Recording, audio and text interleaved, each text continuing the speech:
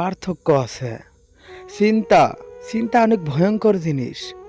যে চিন্তা একজন ভালো মনের মানুষ, একজন সুস্থ মানুষ, একজন ভালো মনের ব্যবহারিক মানুষকে ধ্বংস করে দেয়। যেই চিন্তা একজন ভালো মনের মানুষকে মৃত্যু পর্যন্ত নিয়ে যায়। চিন্তা কাহাকে কয়? চিন্তা তাহাকেই কয় হঠাৎ যে কোনো বস্তু নিয়েই চিন্তা করা। যেমনি আমার টাকা কেন নেই, আমার টাকা কি করে আসবে, আর এই কামটা কেন হলো, এই কামটা তো হওয়ার কোনো কথা ছিল না, এটা তো না হলেও পারতো। এইগুলি সবই চিন্তা। এইসব নিয়ে আমরা সবসময় ঘাবড়ে থাকি, সবসময় চিন্তা করে থাকি। আরে ভাই, তুমি চিন্তা করো, তোমার সেই চিন্তার জন্যই তোমার পুরো ফ্যামিলি, তোমার পুরো পরিবার ধ্বংস হয়ে যায়। কারণ তুমি সেই বাড়ির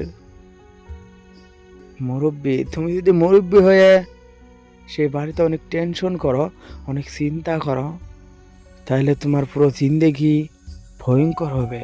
কারণ তোমার টেনশনে তোমার পুরো ফ্যামিলি টেনশন করবে, যার জন্য পুরো ফ্যামিলি বরবাদ হয়ে যাবে।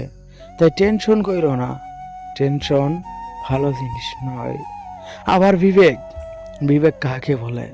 যে বিবেক একজন ভালো ব্যবহার, একটা ভালো কথা, একটা সঠিক কথা, একটা সঠিক কাজ, সেইটাকে বিবেক বলে।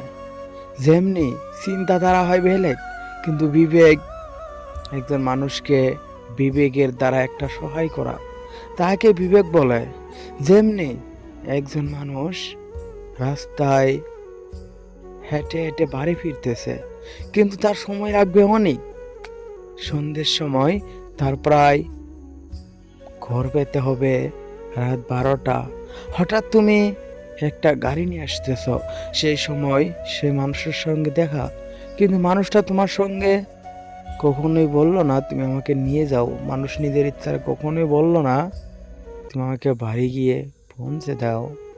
কিন্তু তোমার একটা বিবেক, যে এই মানুষটার যে প্রায় ঘর পেতে রাত 12টা হবে, তুমি তোমার বিবেক খেটিয়ে সে মানুষটাকে নিয়ে এসে বাড়ি পর্যন্ত হেল্প করলে, সেইটাই তোমার বিভাগ।